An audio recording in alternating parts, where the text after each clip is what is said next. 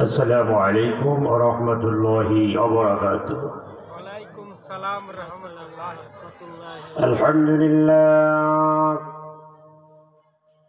الحمد لله نحمده ونستعينه ونستغفره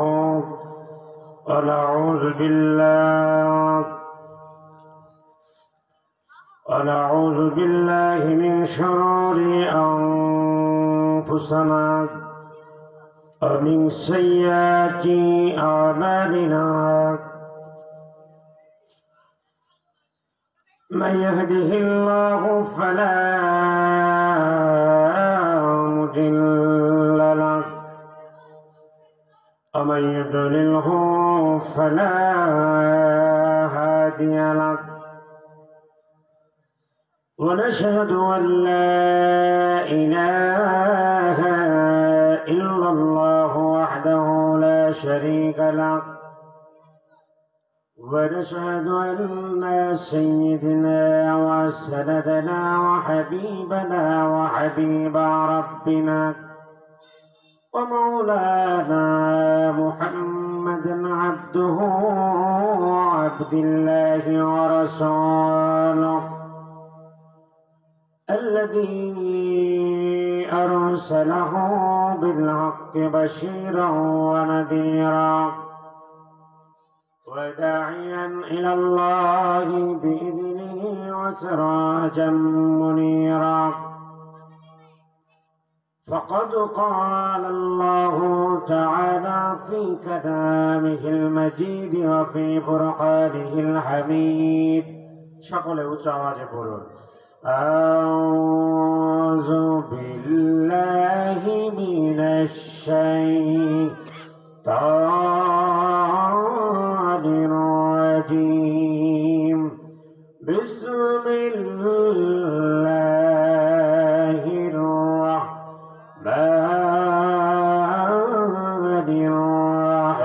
الرحيم. إنه لقرآن كريم في كتاب مكنون لا يمسه إلا المطهرون. صدقت يا رب العالمين. وقال رسول الله صلى الله عليه وسلم سبعة يظلهم الله في ظلته ولا ظل إلا ظله إمام عادل وشاب نشاء في عبادة الله تعالى والرجل قلبه معلق في المساجد ورجلان تحابا في الله اجتمع عليه وتفرق عليه ورجل دعته امرأة ذات منصب وجمال فقال إني أخاف الله. رجل تصدق بصدقة فأخفاها حتى لا تعمل شماله ما تنفق يمينه. رجل ذكر الله خاليا ففاضت عيناه أو كما قال النبي عليه الصلاة والسلام. وقال تعالى إن الله وملائكته يصلون على النبي يا أيها الذين آمنوا صلوا عليه وسلموا تسليما. درود إبراهيم. اللهم صل على محمد وعلى آل محمد كما صليت على إبراهيم وعلى آل إبراهيم إنك حميد مجيد. اللهم بارك على محمد وعلى آل محمد كما باركت على إبراهيم وعلى آل إبراهيم إنك حميد مجيد. بلغ العلا بكماله كشف الدجى بجماله حسنت جميع خصاله صلوا عليه وآله لا إله إلا الله لا إله إلا الله جر لا إله إلا الله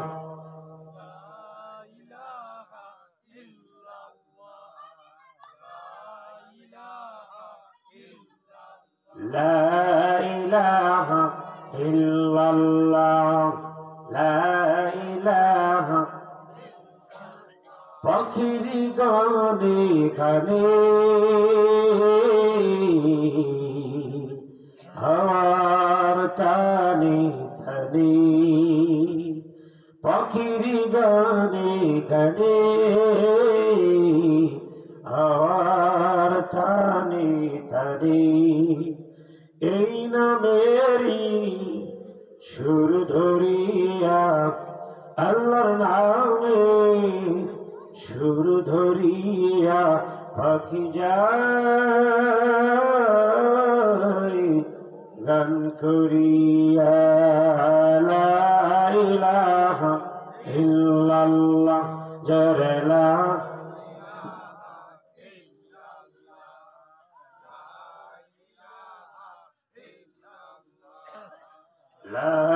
ইলাহা ইল্লাল্লাহ হাতি কারো হাতের কাজ পায়ে কারো পায়ের কাজ মুখে যাপ আল্লাহর নাম লা ইলাহা ইল্লাল্লাহ লা ইলাহা ইল্লাল্লাহ জোরে লা ইলাহা ইল্লাল্লাহ বহু দূরে মদিনা কেমনে যাব জানি না বহু দূরে মদিনা কেমনে যাব জানি না দয়া করো দয়াল আল্লাহ দয়া করো দয়াল আল্লাহ নসিব করো মদিনা লা ইলাহা ইল্লাল্লাহ জোরে লা ইলাহা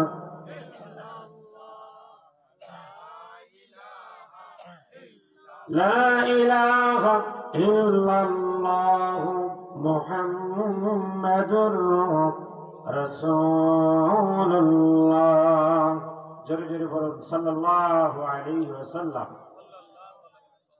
পাড়াগ্রাম রহমানিয়া ভূঁইয়া জামে মসজিদের উদ্যোগে 10তম বার্ষিক তাফসীরুল কোরআন মাহফিল অধ্যকার মাহফিলের সম্মানিত সভাপতি জনাব এম সাজ্জাদুর রহমান মাসুদ ভূঁইয়া সভাপতি অত্র মসজিদ ও অবসরপ্রাপ্ত সরকারি কর্মকর্তা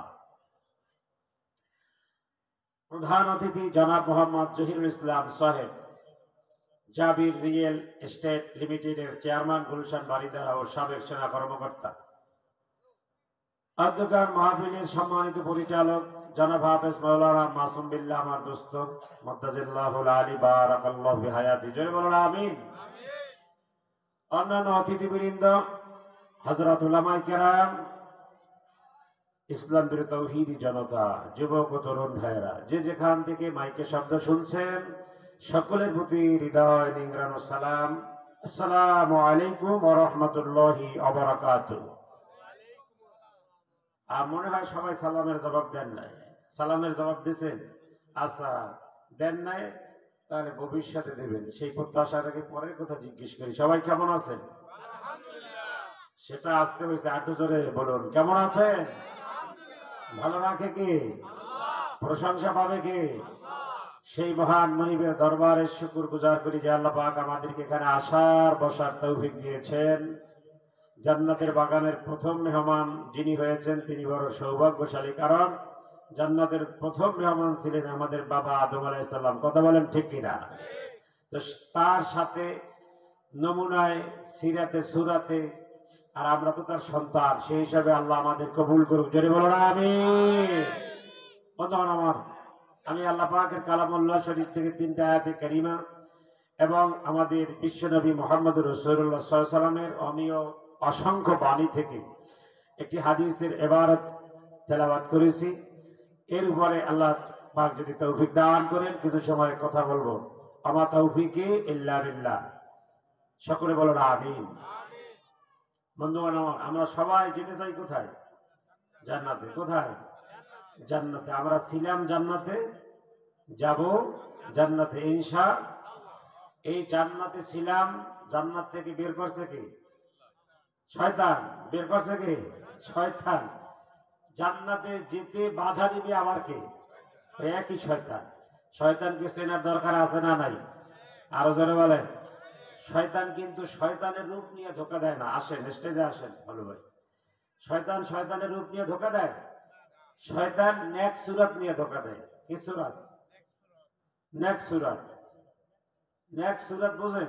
পরহেজগারি সুরাত। এই জন্য ভালো হইলেই ভালো না, কোরআন হাদিসের সাথে না মিললে সে ভালো। কথা বলেন না কেন? কিয়ামতের ময়দানে আল্লাহ পাক মানুষদেরকে জান্নাতের মধ্যে 100 ডিভিশন, 100 মর্যাদা, 100 স্তর করবেন। সম্মানের দিক থেকে, ভালো থাকার দিক থেকে সেই ভেরিফাই যে বাড়িগুলো জান্নাতের পাবেন 100 রকমের হবে। কত রকমের? আল্লাহর নবী বিশ্বনবী মুহাম্মদুর রাসূলুল্লাহ সাল্লাল্লাহু আলাইহি ওয়াসাল্লাম বলেছেন, ক্বালা ইন্না ফিল জান্নাতি 100 দারাজা। জান্নাতের মধ্যে মানুষের মধ্যে 100 মর্যাদা হবে, 100 ডিভিশন হবে। এক একজনের আমল অনুযায়ী আল্লাহ রাব্বুল আলামিন জান্নাতের মধ্যে মর্যাদা দিবেন। সুবহানাল্লাহ। এখন জান্নাতের মধ্যে 100 মর্যাদা, আর হাসরের ময়দানে 7টি মর্যাদা আছে। কয়টি? 7 শ্রেণীকে স্পেশাল মর্যাদা দেওয়া হবে। সুবহানাল্লাহ। কিয়ামতের ময়দানে কঠিন মহাশরে মানুষগুলো পিপাসার্থ থাকবে। সে কথা আমরা প্রায় বয়ানে বলি, কেন পিপাসার্থ থাকবে? কারণ কিয়ামতের ময়দানে কোনো ছায়া, বাড়ি গাড়ি, কোন পানির ফোয়ারা, ঝর্ণা, নদী, নালা, খাল, বিল, পুকুর কিচ্ছু থাকবে না। ওয়াইযাল বিহারু ফুজ্জিরাত। আল্লাহ পাক বলেন কিয়ামতের ময়দানে সিংহের ফুঁকের সাথে সাথে, বিহার মানে সমুদ্র, নদী, নালা, পুকুর, ডাঙ্গা একত্রে আল্লাহ পাক বলছেন বিহার। আল্লাহ পাক বলেন ওয়াইযাল বিহারু ফুজ্জিরাত। কিয়ামতের ময়দানে সমস্ত বিহার শুকিয়ে যাবে, সমস্ত নদ নদী, সাগর মহাসাগর সব শুকিয়ে একাকার হয়ে যাবে। কারণ হলো কিয়ামতের ময়দানে আল্লাহ বড় একটি মাঠ করবেন। কি করবেন? যে মাঠ, মহাসাগর, সাগর, পদ্মা, মেঘনা, যমুনা শুকিয়ে ভরাট হয়ে একটি মাঠ হয়ে যাবে, পৃথিবীর সমান হয়ে যাবে। সুবহানাল্লাহ বলুন। পানির তৃষ্ণা থাকবে ব্যাপক, চাহিদা থাকবে ব্যাপক। কেন? এই যে সূর্যটি থাকবে আমাদের মাথার উপরে, ঠিক না বেটি? আমরা যে মাঠে চৈত্র মাসে কাজ করতে যাই, আমরা পিপাসার্থ হয়ে পড়ি। কোন মাসে? চৈত্র মাসে। কারণ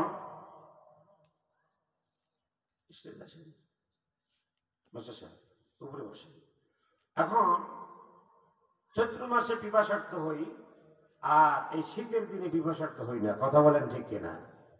এখন কিয়ামতের ময়দানে মানুষ পিপাসার্থ হবে কেমন এবং কেন? কারণ আমরা যে চৈত্র মাসে সূর্যের আলো পাই, তাপ পাই, তা হলো সর্বোচ্চ বাংলাদেশে 42 ডিগ্রি সেলসিয়াস গরম। এই গরমে আমরা ছায়ায় আসি, ছায়া খুঁজি, পানি খাই, পানি তৃষ্ণা লাগে। কথা বলেন ঠিক কিনা? কিয়ামতের ময়দানে যখন সূর্য আমাদের মাথার উপরে থাকবে, তখন ওই সূর্যের কত ডিগ্রি সেলসিয়াস থাকবে এটাকে আমাদের জানার দরকার আছে না নাই? বিজ্ঞানীরা বলেছে সূর্যের ভূপৃষ্ঠে, মানে সূর্যের ভিতরে যে গরম, তা হলো 2 লক্ষ ডিগ্রি সেলসিয়াস গরম। কত? একটু বোঝার চেষ্টা করেন, কত ডিগ্রি? 2 লক্ষ ডিগ্রি সেলসিয়াস গরম। এই 2 লক্ষ না থাকলে 15 কোটি বর্গ কিলোমিটার উপরে সূর্য, সেখান থেকে আমাদের কাছে সূর্যের তাপ গরম আসতো না। মনে করেন গ্যাসের যে আগুন, গ্যাস দিয়ে যে আগুন জ্বালানো হয়, ওই আগুন দিয়ে লোহা পোড়া হয়। কি পোড়া হয়? লোহা গলিয়ে দেওয়া হয় গ্যাসের আগুন দিয়ে। এখন ওই গ্যাসের আগুন জ্বালিয়ে যদি লোহা 10 হাত দূরে রাখেন, ওই লোহা গলবে? কেন গলবে না? ওই আগুনের তাপ সে পায় নাই, এই জন্য গলে নাই। বুঝতে পেরেছেন? তাহলে লোহার আগুন, গ্যাসের আগুনের 2000 ডিগ্রি সেলসিয়াস গরম, বিজ্ঞান বলে 2000। 2 হাত দূরে নিলে সে আগুনের তাপ পাওয়া যায় না। আল্লাহ পাক বলেন কিয়ামতের ময়দানে 2 লক্ষ ডিগ্রি সেলসিয়াস গরম, যেই সূর্য প্রতিনিয়ত তাপ বিকিরণ করে তোমাদের মাঝে, এই সূর্য আমি তোমাদের মাথা 1 বিঘা উপরে রাখবো। 2 লক্ষ ডিগ্রি সেলসিয়াস গরম মানে হলো আগুন থেকে 2 লক্ষ গুণ বেশি গরম। কারণ হলো দুনিয়ার কাঠখড়িতে যে আগুন জ্বলে তা হলো 1000 ডিগ্রি সেলসিয়াস গরম। কাঠখড়ির আগুন দিয়ে লোহা গলানো যায় না, যায় না। এই জন্য আল্লাহ পাক স্তর করেছেন আগুনের। আল্লাহ পাক বলেন এই সূর্যের মধ্যে দুনিয়ার আগুন থেকে 2 লক্ষ ডিগ্রি সেলসিয়াস গরম বেশি। কিয়ামতের ময়দানে এই সূর্য যখন মাথার উপরে ছেড়ে দেওয়া হবে, তখন মানুষের মাথাগুলো আগুনের মধ্যে বেড়া লাগলে যেভাবে ঠাস ঠাস করে ফেটে যায়, তোমাদের মাথাগুলো সেভাবে ফেটে যাবে। এটা রিয়েলি কথা। এই তাপ সহ্য করার মতো ক্ষমতা কারণ নেই, এটা আসবে। বন্ধুগণ আমার, আল্লাহ পাক বলেন ওই দুরবস্থায় 7 শ্রেণীর মানুষকে আরশের ছায়া দেওয়া হবে। কয় শ্রেণীর? এই যে 7 শ্রেণীর মানুষকে ছায়া দেওয়া হবে, তারা মনে হয় দুনিয়ার ক্ষমতাদার কোনো ব্যক্তি, ক্ষমতা আছে তাদের কোনো, তারা মনে হয় ক্ষমতায় ছিল 16 বছর নাকি 10 বছর, 5 বছর, মন্ত্রী ছিল, এমপি ছিল, র‍্যাব ছিল, ওসি ছিল না, কিচ্ছু ছিল না। আল্লাহ পাক বলেন দুনিয়ায় যে মানুষগুলো নিরলস ইবাদতের মধ্যে ছিল, এরকম 7 শ্রেণীর মানুষদেরকে আমি আরশের নিচে জায়গা করে দিব। এক শ্রেণী, এই 7 শ্রেণীর মধ্যে প্রথম শ্রেণী কারা? এটা আবু হুরায়রা থেকে হাদিসটি বর্ণিত, বুখারী ও মুসলিমে হাদিসটি আছে। হযরত আবু হুরায়রা রাদিয়াল্লাহু তাআলা বলেন সাবাতু ইউজিল্লুহুমুল্লাহু ফি জিল্লাতি ইয়াওমা লা জিল্লা ইল্লা জিল্লুহু, ইমামুন আদিলুন। এই 7 শ্রেণীর মধ্যে প্রথম শ্রেণী হলো যারা দুনিয়ায় ন্যায় পরায়ণ বাদশা। সুবহানাল্লাহ বলেন। ন্যায় পরায়ণ বাদশা খুঁজে পাওয়া যায়? কথা বলেন না কেন? বাদশা বা সরকার বা মন্ত্রী আপনি যদি উল্টো কিছু বলেন তাহলে আপনার লাশ নদীতে ভাসে। কথা বলেন ঠিক না বেঠিক? আপনি সরকার বা এমপি এদের বিরুদ্ধে কিছু বলবেন, আপনাকে রাতের বেলা ধরে নিয়ে যাবে, ঠিক না? অথচ আল্লাহ পাক বলছেন ন্যায় পরায়ণ বাদশা হতে পারলে কিয়ামতের ময়দানে আল্লাহ এত সম্মান করবেন, এত দাম দিবেন, তাকে আল্লাহ পাক তার আরশের ছায়ার নিচে দাঁড় করিয়ে দিবেন। সুবহানাল্লাহ বড়। বন্ধুগণ আমার, ন্যায় পরায়ণ বাদশা কেমন হবে, কেমন তার আদর্শ, কেমন তার শিষ্টাচার, একটা ঘটনা বললে ক্লিয়ার হয়ে যাবে। হযরত ওমর রাদিয়াল্লাহু তাআলা যখন খলিফাতুল মুসলিমিন হলেন, খেলাফতের দায়িত্ব পেলেন, হযরত ওমর রাদিয়াল্লাহু তাআলা রাষ্ট্রের দায়িত্ব নিয়ে তিনি আর ঘুমাতেন না। তিনি রাতের বেলা অভাব অনাথ অসহায় মানুষের ঘরে ঘরে গিয়ে খবর নিত তার ঘরে ঢাল ভাত ওষুধ চিকিৎসা আছে কিনা। সুবহানাল্লাহ। অর্ধ জাহানের তিনি দায়িত্ব নিয়েছেন, অর্ধ পৃথিবীর বাদশা হয়েছেন। একদিন হযরত ওমর রাদিয়াল্লাহু তাআলা ঘুরতে ঘুরতে মদিনার কিছুটা দূরে গিয়ে দেখেন রাত, গভীর রাতে একটি তাঁবুর মধ্যে মিটি মিটি আলো জ্বলছে। উনি সেই তাঁবুর কাছে গেলেন, গিয়ে দেখলেন তাঁবুর মুখে প্রবেশদ্বারে একজন অসহায় আওলা জওলা কেশ বিপদগ্রস্ত একটি মানুষ বসে আছেন, আর ভেতরে এক মহিলা কাতরাচ্ছেন। একজন ন্যায়পরায়ণ বাদশা, শাসক বা নেতা কেমন হবে? হযরত ওমর রাদিয়াল্লাহু তাআলা জিজ্ঞেস করলেন, ভাই ভেতরে মনে হয় কোনো অসুস্থ রোগী আছে, কেন কাতরাচ্ছে? ওই মহিলার যিনি স্বামী তিনি বলল, ভাই আপনি অনধিকার চর্চা করবেন না, এটা আপনার অধিকার নেই। কি হচ্ছে না হচ্ছে সেটা আমার ব্যাপার, আমার পরিবারের ব্যাপার। আপনি এখানে নাক গলাতে আসছেন কেন? আমি আমিরুল মুমিনিন হযরত ওমরের কাছে এসেছিলাম সাহায্যের জন্য। তো আমার স্ত্রীর অন্তঃসত্ত্বা মানে ডেলিভারির পেইন শুরু হয়েছে, সে কারণে এখানে তাঁবু ঘিরে বাচ্চা প্রসবের ব্যবস্থা করেছি। উনি ডেলিভারির যন্ত্রণায় কাতরাচ্ছে, আপনি এখান থেকে সরে যান, আপনি একজন পুরুষ মানুষ, ওনাকে ওই লোক চিনে নাই। বন্ধুগণ আমার, শাসক কেমন হবে, নেতা কেমন হবে? ক্ষমতায় যাওয়ার আগে মানুষের হাত পা ধরে, সবার সাথে রাবিত করে, সম্পর্ক করে, ভাই বন্ধু খালু মামু নানু চাচা আঙ্কেল কত নামে ডাকে ক্ষমতার আগে। ক্ষমতায় যাওয়ার পরে কাউকে চেনে না, আছে না না? হযরত ওমর রাদিয়াল্লাহু তাআলা ক্ষমতায় গেলেন, তিনি ক্ষমতার লোভী না, ক্ষমতায় যাওয়ার তার কোনো ইচ্ছে নেই। লোকজন জোর করে তাকে খলিফাতুল মুসলিমিন বানিয়েছেন, অর্ধ পৃথিবীর বাদশা বানিয়েছেন। হযরত ওমর রাদিয়াল্লাহু তাআলা খেলাফতের দায়িত্ব পেয়ে তিনি আর ঘুমাইতেন না। তিনি ওই ছুটি গেলেন ওখানে, গভীর রাত, ওখানে গিয়ে জিজ্ঞেস করলেন, উনি রাগ করলেন। তো ওখানে কি হচ্ছে বলতো ওমর রাদিয়াল্লাহু তাআলা বুঝতে পেরেছেন, ঠিক কিনা? বুঝতে পেরে হযরত ওমর রাদিয়াল্লাহু তাআলা নিজের বাড়িতে চলে গেলেন। স্ত্রীকে বললেন, বিবি তোমার জন্য একটি সুসংবাদ আছে, বড় একটি পুণ্যের কাজ এসেছে তোমার সামনে।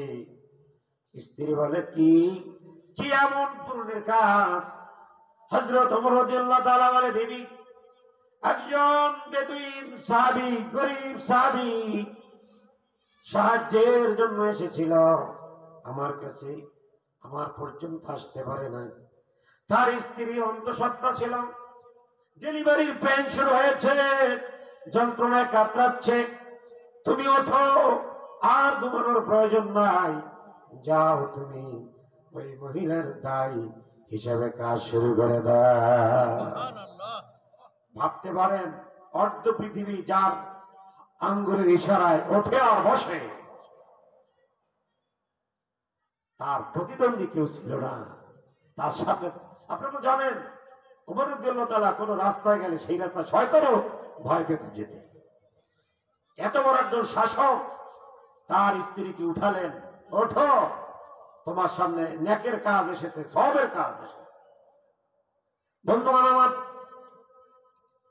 হযরত ওমর রাদিয়াল্লাহু তাআলা স্ত্রীকে নিয়ে চললেন, আর ওই সিচুয়েশনে একজন মহিলার কি খাবার প্রয়োজন, কি লাগতে পারে, অভাব অসহায় ফ্যামিলিতে কি প্রয়োজন না প্রয়োজন, এগুলো একটা বস্তা ভর্তি করে হযরত ওমর রাদিয়াল্লাহু তাআলা কাঁধে তুলে নিলেন।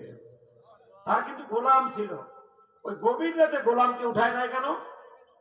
বৃত্ত টাকায় বেতন দিয়ে রাখছে সাথে থাকার জন্য, কেন উঠায় নাই? হযরত ওমর রাদিয়াল্লাহু তাআলা বৃদ্ধকে বলল, বৃদ্ধ আসলাম তুমি ঘুমাও। বৃদ্ধ, ওর নাম ছিল আসলাম। আসলাম উঠছে। হযরত ওমর রাদিয়াল্লাহু তাআলা বলে, তোমার তো ঘুমের প্রয়োজন আছে, তুমি ঘুমাও। বৃদ্ধ আসলাম বস্তা মাথায় নিল জোর করে। হযরত ওমর রাদিয়াল্লাহু তাআলা বলে, ওরে আসলাম, এই মুসলিম জাহান পৃথিবীর সমস্ত মুসলমানরা আমাকে যে দায়িত্ব দিয়েছে, এ দায়িত্ব হলো বস্তা টানার দায়িত্ব, তোমাকে তো বস্তা টানার দায়িত্ব দেয় না। সুবহানাল্লাহ। হযরত ওমর রাদিয়াল্লাহু তাআলা বস্তা কাঁধে নিলেন। স্ত্রীকে বললেন, চলো বিবি, প্রতিদিনই তো ঘুমাও, আজ একটু না ঘুমিয়ে একজন অসহায় মানুষের পাশে দাঁড়াও। স্ত্রীকে নিয়ে চলে গেলেন সেখানে। বেদুইন সাহাবী কিন্তু চিনতে পারে না। ওখানে গিয়ে বলল, যাও ভেতরে যাও তুমি। আর ওমর রাদিয়াল্লাহু তাআলা বলল, ভাই আপনি আসেন, না খাওয়া মানুষ, দুজনে চুলা বানায় আগুন জ্বালায় রুটি বানাই। সুবহানাল্লাহ কবেন না? দুজনে রুটি বানাচ্ছে। অর্ধ পৃথিবীর বাদশাহ, শাসক কেমন হতে হবে? আমরা তো প্রত্যেকের শাসক, প্রত্যেকের ঘরের আমরা শাসক না? আমরা বাদশাহ না ঘরে? আপনার ঘরে আমার কোনো অধিকার আছে? আপনার ঘরে আপনার হুকুম চলে, ঠিক না বেঠিক? আপনি আপনার ঘরের বাদশাহ, আপনি অনেক কিছু করার আছে। আপনার ওয়াইফকে দিয়ে একটু কাজ কম করান, নিজে একটু কিছু করেন, ঠিক না? আল্লাহ নবীর আদর্শ থেকে, সাহাবীদের আদর্শ থেকে একটু শিখি আমরা। বন্ধুগণ আমার, বেদুইন সাহাবী আর হযরত ওমর রাদিয়াল্লাহু তাআলা দুজনে রুটি বানাচ্ছে। হযরত ওমর রাদিয়াল্লাহু তাআলা বলল, আল্লাহর নবীর সাহাবী, তুমি রেস্ট করো, তুমি ক্লান্ত, তুমি পরিশ্রান্ত। আমি চুলায় আগুন জ্বালাই। মরুভূমির মধ্যে নতুন জায়গায় আগুন জ্বালানো ডিফিকাল্ট, কষ্টের ব্যাপার। হযরত ওমর রাদিয়াল্লাহু তাআলা চুলায় ফু দিয়া দিয়া আগুন জ্বালাচ্ছে। ওই বেদুইন সাহাবী বলছে, হযরত ওমর রাদিয়াল্লাহু তাআলার ঘন দাড়ি, ওই দাড়ির মধ্য থেকে আমি দেখেছি দোয়া আটকে গেছে। সুবহানাল্লাহ। এভাবে করে রুটি তৈরি করছে ওনাদের জন্য। আর ভেতর থেকে হঠাৎ ওমর রাদিয়াল্লাহু তাআলার স্ত্রী বলল, হে আমিরুল মুমিনিন, আপনার ভাইকে খবর দেন একটি পুত্র সন্তানের। সুবহানাল্লাহ বলেন। কি বলে ডাক দিছে? হে আমিরুল মুমিনিন। স্ত্রী। আমাদের দেশের অনেক বোনেরা রিকশা থেকে নেমে বলে, এই পল্টু, আমি ভাড়া দিচ্ছি, আমি আছে না নাই?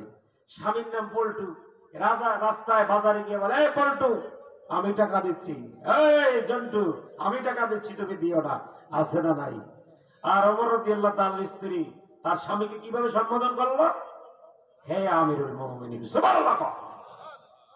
শিক্ষা আছে না নাই? মা বোনরা, সম্মান করুন স্বামীকে, এখানেই আপনার কল্যাণ। আপনি যদি মনে করেন আমি স্বামীর থেকে চালাক, যদি কথা দ্বারা কষ্ট দেন, তাহলে কিন্তু অকল্যাণ হবে। বলুন। হযরত ওমর রাদিয়াল্লাহু তাআলার স্ত্রী বললেন, হে আমিরুল মুমিনিন, আপনার ভাইকে একটি পুত্র সন্তানের সুসংবাদ দিন। তার মানে হলো ইনি হলো আমিরুল মুমিনিন, যা ইতিপূর্বে 1 মিনিট আগে ওই বেদুইন সাহাবী জানতো না। এই কথা শোনার সঙ্গে সঙ্গে বেদুইন সাহাবীর হাত পায়ে কাঁপন ধরেছে, প্রকম্পন সৃষ্টি হয়েছে। কারণ এই বেদুইন সাহাবী জানে, হযরত ওমর রাদিয়াল্লাহু তাআলার সামনে যদি কেউ নয়সা করে, তার জীবনের সঙ্গলীলা শেষ হয়ে যায়। এটা সবাই জানে। সবার সামনে ফাজলামি করলেও ওমরের সামনে করার সাহস পৃথিবীর কারো ছিল না। তার সামনে সে বেয়াদবি করছে। না জানে বলছিল কি, আপনার অনধিকার চর্চা করেন কেন? ভেতরে কে কাঁদছে, আপনার দরকার আছে, চলে যান এখান থেকে। কিন্তু একজন বাদশাহ, শাসক কেমন হবে? তিনি রাগ করে যান না, তিনি বরঞ্চ বাড়িতে গিয়ে উপটাও কোন খাবার দাবার নিয়ে এসেছে। সুবহানাল্লাহ। বন্ধুগণ আমার,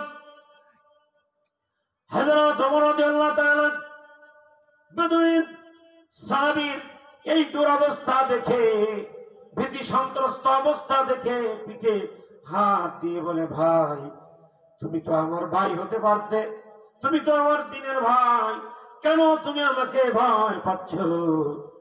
বলো তোমার অভাব অভিযোগের কথা, বলো আমি হলাম খলিফাতুল মুসলিমিন। কোনো ভয় নাই। বলে হুজুর আমি তো বেয়াদবি করছি আপনার সাথে, কারণ আপনাকে আমি চিনি না, জানি না, এই জন্য করেছি। হযরত ওমর রাদিয়াল্লাহু তাআলা বলেন, অবেদবী সাহাবী শোনো। কিসের বেদবি? তুমি যদি আমার ঘাড়ে হাত তুলতে, তারপরও আমি গোসা করতাম না, রাগ করতাম না, কারণ তোমার এই অভাব, তোমার এই অভিযোগ দেখার দায়িত্ব পৃথিবীর সমস্ত মুসলমান আমি ওমর আমার কাঁধে দিয়েছি। সুবহানাল্লাহ। দুজনে তাকে সেবা শুশ্রূষা করে সবকিছু কমপ্লিট করে একটা চিঠি দিয়ে গেল, আগামীকাল তুমি বাইতুল মালে যাবে, তোমার পর্যাপ্ত পরিমাণে এখন যা দেওয়া হয়েছে তো হয়েছে, আগামীকাল এই কার্ড নিয়ে অগ্রাধিকার ভিত্তিতে তুমি বাইতুল মালে চলে যাবে। সুবহানাল্লাহ। এরকম হলো ইমামুন আদিল, ন্যায়পরায়ণ বাদশাহ। অনেক মানুষ আছে ছোট পরিসর চেয়ারম্যান অথবা মেম্বার, আমরা আছি ঘরের প্রেসিডেন্ট, কি বলেন ঠিক কিনা? এখানে ফ্যামিলি মেম্বারদের প্রতি সদাচরণ করতে হবে।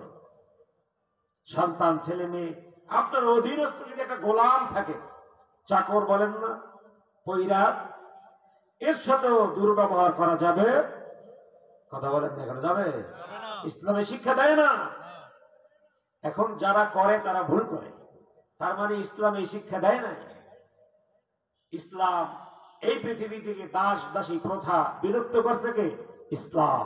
এর আগে মানুষ টাকায় বিক্রি হতো, বেচা কিনা হতো। বন্ধুগণ আমার, কিয়ামতের ময়দানে আল্লাহ রাব্বুল আলামিন 7 শ্রেণীর মানুষকে আরশের নিচে জায়গা দিবেন। 1 নম্বরে হলো ইমামুন আদিলুন, ন্যায়পরায়ণ বাদশা। ওয়াশাবুন নাশাউ ফি ইবাদাতিল্লাহি তাআলা, এমন যুবক। 2 নম্বরে এমন যুবক যে যুবকের যৌবনের উপরে কোনো কালিমা লাগে না। দীপিকা একটি রেয়ার বিষয়, অনেক দুঃসাধ্য একটি যুবক, চরিত্রবান যুবক পাওয়া। কথা বলেন ঠিক কিনা? আল্লাহ পাক বলে, যুবক তোমার যৌবনের সময়টা যদি আল্লাহ পাকের রাস্তায় ব্যয় করতে পারো, আমি আল্লাহ কথা দিলাম কিয়ামতের ময়দানে তোমাকে আরশের নিচে জায়গা দেওয়া হবে। সুবহানাল্লাহ। 3 নম্বরে আররাজুলুন কলবুহু মুআল্লাকুন ফিল মাসাজিদ, যাদের কলবের সঙ্গে, হৃদয়ের সঙ্গে মসজিদের সম্পর্ক আছে। মসজিদের সম্পর্ক কি?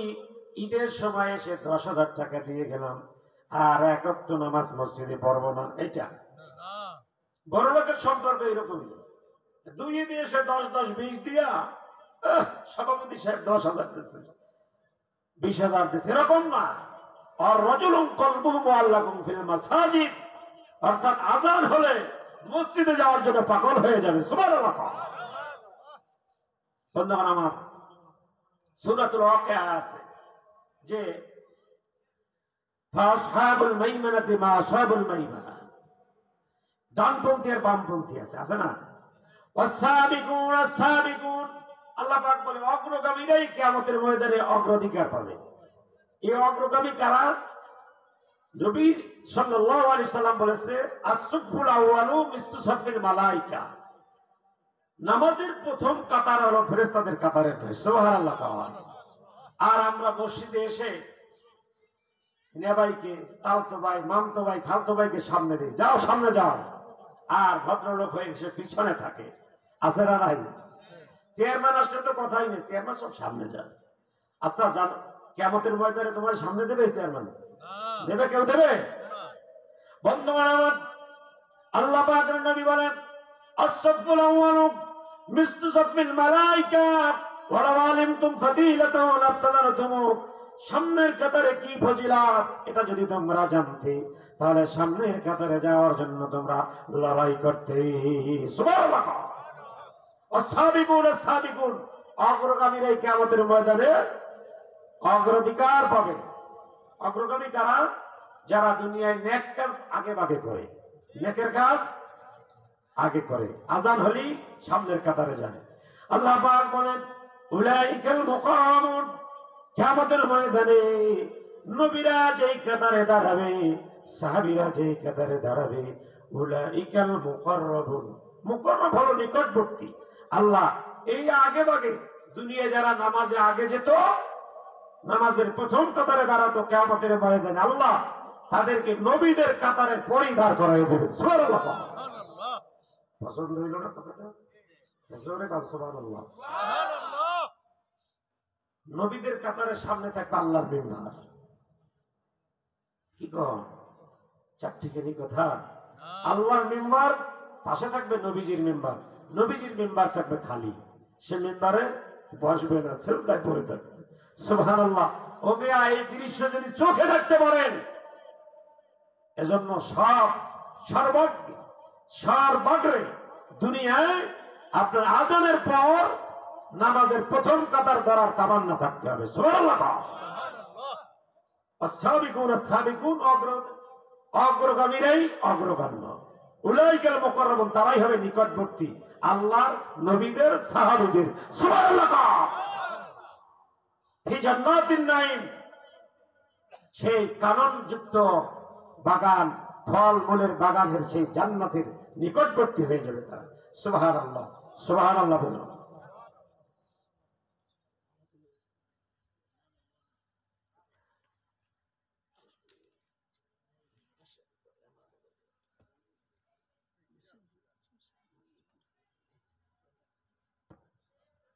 আল্লাহ পাক আমাদেরকে কিয়ামতের ময়দানে 7 শ্রেণীর অন্তর্ভুক্ত করুক। যেন বলেন আমিন।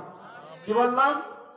1 নম্বরে ইমামুন আদিল, ন্যায়পরায়ণ বাদশা। 2 নম্বরে ভুলে গেছে, হ্যাঁ, যুবক যার চরিত্রে কালিমা লাগে না। 3 নম্বরে মসজিদের পাগল যারা আজান হলে দৌড়ে মসজিদে যায়। আর 4 নম্বরে আরজুলান তাহাব্বা ফিল্লাহ ইজতামা লিয়াতাফাররাকা আলাইহি। 4 নম্বর ব্যক্তিকে আপনার সাথে আমার সাথে সম্পর্ক ছিল, কিন্তু আপনি আল্লাহরে গালি দিয়েছেন, নবীরে গালি দিয়েছেন, সম্পর্ক ছেদ হয়ে গেল, ডিভাইডেড। আল্লাহ নবীরে কিছু বলছেন, ইসলামের বিরুদ্ধে বলছেন, তার সাথে কোনো সম্পর্ক, একটা লোকের সাথে সম্পর্ক ছিল না, আবার তার সাথে সম্পর্ক জোড়া লাগাইছেন আল্লাহ ও রাসূলের জন্য। সুবহানাল্লাহ। আরজুলান তাহাব্বা ফিল্লাহ ইজতামা লিয়াতাফাররাকা আলাইহি। এটা হলো 4 নম্বর। 5 নম্বর আরজুলু দাআতহুম রাআতুন যাতা মানসিবি ওয়া জামালিন ফাকাল ইন্না খাফুল্লাহ। এক সুন্দরী আপনাকে ডাকছে জেনার জন্য, আপনি বলছেন কি ইন্না খাফুল্লাহ, আমি আল্লাহকে ভয় করি, জেনা বেবিচারে আমি নাই। এইরকম কোন মানুষ যদি থাকে, আল্লাহ পাক বলছে কদ আফলা মান যাক্কাহা ওয়া কদ খাবা মান দাসসাহা, যার আত্মা পবিত্র আছে, কলুষিত হয় নাই, আমি আল্লাহ তাকে আরশের ছায়ায় জায়গা দেব। সুবহানাল্লাহ। 6 নম্বরে রাজুলুন তাসাদ্দাকা বিসাদাকাতিন ফাআখফা হাত্তা লা তা'মালা শিমালু মা তুনফিকু ইয়ামিনি। ডান হাত দান করে বাম হাত জানে না, বাম হাত দান করে ডান হাত জানে না। এমন লোক আছে না নাই? এখনকার নাম 500 দিয়ে হুজুর দোয়া করেন, দোয়া করেন, হ্যাঁ, নাম জাহির করে। তাহলে 6 নম্বরে কে গেল? যে দাতা গোপন থাকে, গোপন রাখে, দান করে। 7 নম্বরে রাজুলুন যাকারাল্লাহ খালিয়ান ফাফাদাত আইনা, যেই ব্যক্তি গোপনে নির্জনে ফাফাদাল আইনা, চক্ষু দিয়ে পানি চড়ায়, তাহাজ্জুদ পড়ে। সুবহানাল্লাহ। এরকম 7 শ্রেণীর মধ্যে যেন আল্লাহ আমাদের কোন এক শ্রেণী হিসেবে কবুল করে। আমিন। আল্লাহ পাক আমাদেরকে আমল করার তৌফিক দান করুন। আমা আলাইনা ইল্লাল বালাগ। আসসালামু আলাইকুম ওয়া রাহমাতুল্লাহি ওয়া বারাকাতুহু।